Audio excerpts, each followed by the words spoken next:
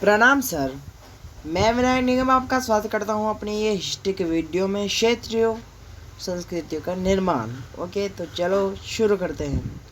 संरक्षकों के लिए चित्रकला लघु चित्र की परंपरा एक अन्य परंपरा जो कई रीतियों से विकसित हुई वह थी लघु चित्रों की परंपरा। लघु चित्र, जैसा कि उनके नाम से पता चलता है, छोटे आकार के चित्र होते हैं जिन्हें आमतौर पर जल रंगों से कपड़े या कागज पर चित्रित किया जाता है। तो सर, अगर आप नहीं जानते कि एक मिनट, ही क्या है? हाँ, तो आप नहीं जानते कि जल रंग क्या होते हैं, तो आपकी जानकारी आपके लिए आपको बता दूं कि जल रंग का अर्थ होता है वह रंग जिन्हें अपन पानी में घोल के लगाते हैं। तो चलो अब हम और आगे बढ़ते हैं। प्राचीनतम लघु चित्र तालपत्रों अथवा लकड़ी की तख्तियों पर चित्रित किए गए थे। इनमें से सर्वाधिक सुंदर चित्र जो पश्चिम भारत में पाए गए जैन ग्रंथों को सचित्र बनाने के लिए प्रयोग किए गए थे। मुगल बादशाह अकबर, जहांगीर और शाहजहां ने अत्यंत कुशल चित्रकारों को संरक्षण प्रदान किया था, जो प्राथमिक रूप से इतिहास और काव्यों की पांडुलिपियां चित्रित करते थे। ये पांडुलिपियां आमतौर पर चटक रंगों में चित्रित की जाती थी और उनमें दरबार के दृश्य। हाँ, तो सर, हम किधर थे? चलो वहीं पे आते हैं। प्राचीनतम लघु चित्र ताड़पत्रों अथवा लकड़ी की तख्तियों पर चित्रित किए गए थे। इनमें से सर्वाधिक सुंदर चित्र जो पश्चिम भारत में पाए गए जैन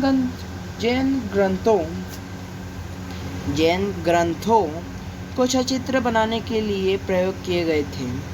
मुगल बादशाह अकबर, जहांगीर और शाहजहां ने अत्यंत कुशल चित्रकारों को संरक्षण प्रदान किया था, जो प्राथमिक रूप से इतिहास और काव्यों के पांडुलिपियों चित्रित करते थे।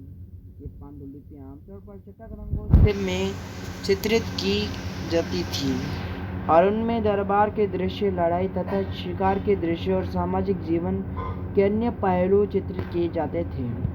अक्सर उपहार के तौर पर भी इन चित्रों का आदान प्रदान किया जाता था और ये कुछ गिने चुने लोगों, बादशाह और उनके वणिजनों द्वारा ही देखे जा सकते थे।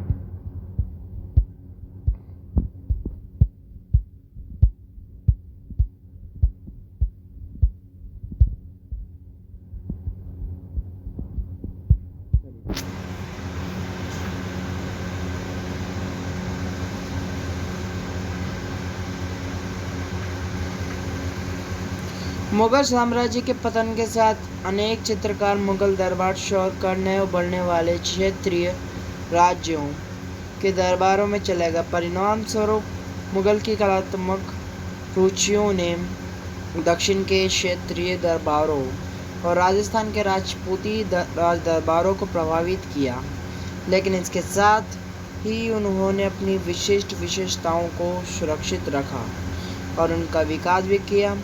मुगल उदाहरणों का अनुसरण करते हुए शासकों तथा उनके दरबारों के दृश्य चित्रित किए गए जाने लगे। इनके साथ साथ मेवाड़, जोधपुर, बूंदी, कोटा, किशनगढ़ जैसे केंद्रों में पौराणिक कथाओं तथा काव्य के विषयों का चित्रण बराबर जारी रहा। इसी के साथ अपन लेते हैं एक छोटा सा ब्रेक, फिर हम मिलते हैं आपसे। हाँ, तो फ्रेंड्स, अब हम आते हैं दूसरे चीज़ पे। उससे पहले आपको मैं अपना मुखड़ा दिखाने के लिए कैमरा ऑन कर लूँ।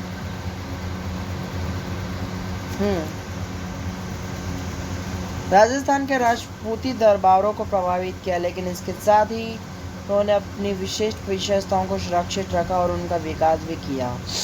मुगल उदाहरणों का अनुसरण करते हुए शासकों तथा उनके दरबारों के दृश्य चित्रित किए जाने लगे।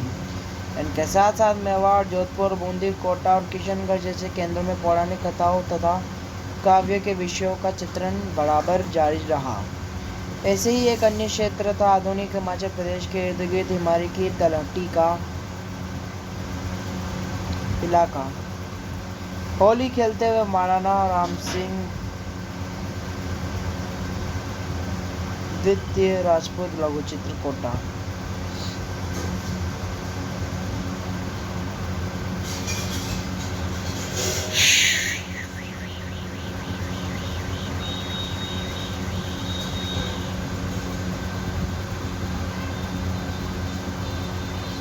सत्रहवीं शताब्दी के बाद वाले वर्षों में इस चित्र में लघु चित्रकला की एक साधपूर्ण भाव प्रवण शैली का विकास हो गया, जिसे बसोहली शैली कहा जाता है। ये जो सबसे लोकप्रिय पुस्तक चित्रित की गई वह थी भानुदत्त की रजमंजरी। 1739 में नादिर शाह के आक्रमण और दिल्ली विजय के परिणाम स्वरूप मुगल कलाकार मैदानी इलाकों की अनिश्चितताओं से बचने के लिए पहाड़ी क्षेत्रों की ओर पलायन कर गए।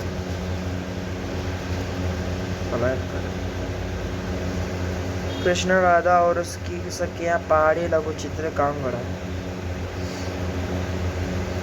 गए। उन्हें वहां जाते ही आश्रयदाता तैयार मिले, जिसके फलस्वरूप चित्रकारी की कांगड़ा शैली विकसित हुई। 18वीं शताब्दी के मध्य भाग तक कांगड़ा के कलाकारों ने एक नई शैली विकसित कर ली, जिसने लघु चित्रकारी में एक नई जान डाल दी। उनके प्रेरणा का स्रोत वहीं की वैष्णव परंपरा थी। ठंडे नीले और हरे रंगों सहित कोमल रंगों का प्रयोग और विषयों का काव्यात्मक निरूपण कांगड़ा शैली की विकसित विशेषता थी। स्मरण रहे कि साधारण स्थित पुरुष भी बर्तनों, दीवारों, कपड़ों व फर्श आदि पर अपनी कलाकृतियां चित्रित किया करते थे।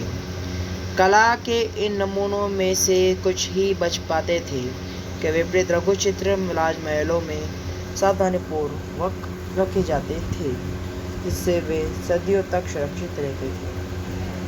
हाँ तो सर, अब हमारी एक और बात है, और मेरे कुछ फ्रेंड्स भी हैं। जो फ्रेंड्स देख रहे हैं, अगर वो सब टीवी के भी फैंस हैं, तो उनके लिए एक खुश खबर है कि अब से सब टीवी का एंटरटेनमेंट ना कि सोमवार से शुक्रवार चलेगा, अब से वो सोमवार से शनिवार भी चलेगा, 7:30 से 10:30 तक, द बिग शनिवार। और वहीं एक और नई खबर है कि सब टीवी ने मैडम सर को 2 टाइम का कर दिया, यानी 7:30 बजे शुरू होगा पहला एपिसोड और दूसरा खत्म होगा 10:30 बजे। तो इसी के साथ हम अपने मुद्दे पर आते हैं। बंगाल नजदीक से एक नज़र, एक क्षेत्रीय भाषा का विकास। जैसा कि हमने प्रारंभ में देखा था कि हम अक्सर क्षेत्रों के नाम वहाँ के निवासियों द्वारा बोली जाने वाली भाषा के अनुसार निर्धारित करते हैं। इसलिए हम ये मान लेते हैं कि बंगाल में लोग हमेशा बंगाली बंगला ही बोलते हैं, किंतु ये एक दिलचस्प बात है कि आज बंगाली संस्कृत से निकली हुई भाषा मानी जाती है। प्रारंभिक ईसा पूर्व प्रथम सहस्त्राब्दी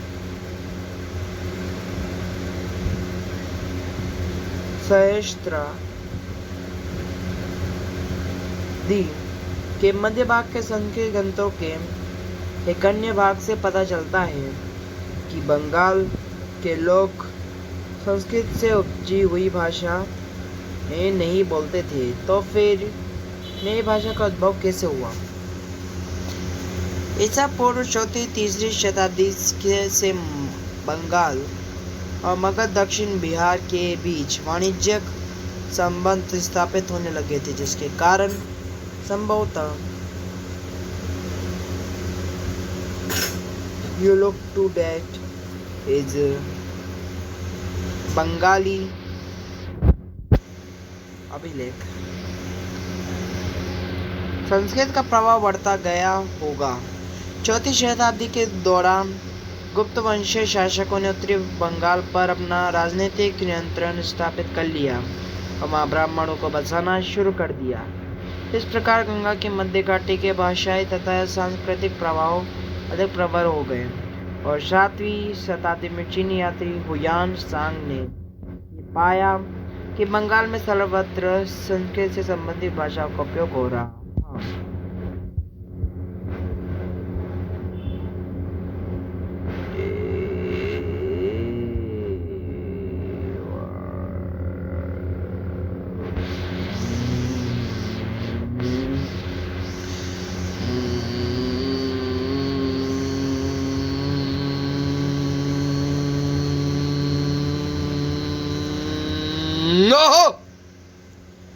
8वीं शताब्दी से 5 शासकों के अंतर्गत एक क्षेत्रीय राज्य का उद्भव हो गया। अध्याय 2 14वीं से 16वीं शताब्दी के बीच बंगाल पर सुल्तानों का शासन रहा, दिल्ली में स्थित शासकों से स्वतंत्र थे। अध्याय 3 1586 में जब अकबर ने इस प्रदेश बंगाल को जीत लिया तो उसे सूबा माने जाने लगा। उस समय प्रशासन की भाषा तो फारसी थी, लेकिन बंगाली एक क्षेत्रीय भाषा के रूप में विकसित हो रही थी। वस्तुतः 15वीं शताब्दी तक आते आते उपभाषाओं तथा बोलियों का बंगाली समूह एक साहित्यिक भाषा के द्वारा एकबद्ध हो गया। ये साहित्यिक भाषा उस क्षेत्र के पश्चिमी भाग बोलचाल की भाषा थी, जिसे पश्चिमी बंगाल कहा जाता है। यद्यपि बंगाली का उद्भव संस्कृत से ही हुआ है, पर ये अपने क्रम का विकास के अनेक अवस्थाओं से गुजरी है। इसके अलावा गैर संस्कृत शब्दों का एक विशाल शब्द भंडार जो जनजातीय भाषाओं, फारसी और यूरोपीय भाषाओं सहित अनेक स्रोतों से प्राप्त हुआ, आधुनिक बंगाली का एक हिस्सा बन गया।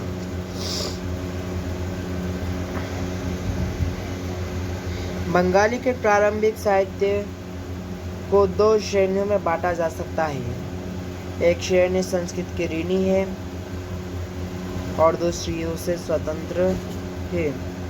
पहली श्रेणी में संस्कृत महाकाव्य के अनुवाद, मंगल काव्य, शाब्दिक अर्थों में शुभ यानी मांगलिक काव्य जो स्थानीय देवी देवताओं से संबंधित और भक्ति साहित्य जैसे गौड़ीय वैष्णव आंदोलन के नेता श्री चैतन्य देव की जीवनी अध्याय 8 में शामिल है। दूसरी श्रेणी में नाथ साहित्य शामिल है, जैसे मेनामती गोपीचंद्र के गीत, धर्म ठाकुर की पूजा से संबंधित कहानियां, पड़ी कथाएं, लोक कथाएं और गाथा गीत। मेनामती गोपीचंद्र और धर्म ठाकुर नाथ लोग सन्यासी होते थे जो तरह तरह की योगिक क्रिया करते थे। ये गीत विशेष जो अक्सर अभिनीत किया जाता है, ये बताता है कि रानी मेनामती ने अपने पुत्र गोपीचंद्र को अनेक बाधाओं के समक्ष संन्यास का मार्ग अपनाने को किस प्रकार का प्रोत्साहित किया था। धर्म ठाकुर एक क्षेत्रीय लोकप्रिय देव हैं, इनकी पूजा अक्सर एक पत्थर या काठ की मूर्ति के रूप में की जाती है। पहली श्रेणी के ग्रंथों का काल निर्णय का अपेक्षाकृत सरल है, क्योंकि ऐसे अनेक पांडुलिपियां पाई गई हैं जिनमें ये इंगित किया गया है कि उनकी बीच रचना 15वीं शताब्दी के उत्तरार्ध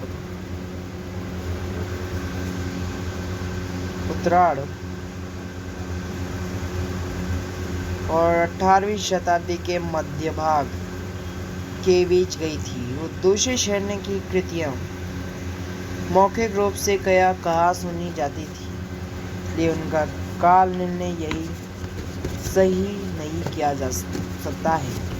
वे खास तौर पर पूर्वी बंगाल में लोकप्रिय थी, जहाँ ब्राह्मणों का प्रभाव अपेक्षाकृत कम था। आपके विचार से द्वितीय श्रेणी की कृतियां लिखित रूप से क्यों नहीं रखी जाती थी? पीर और मंदिर।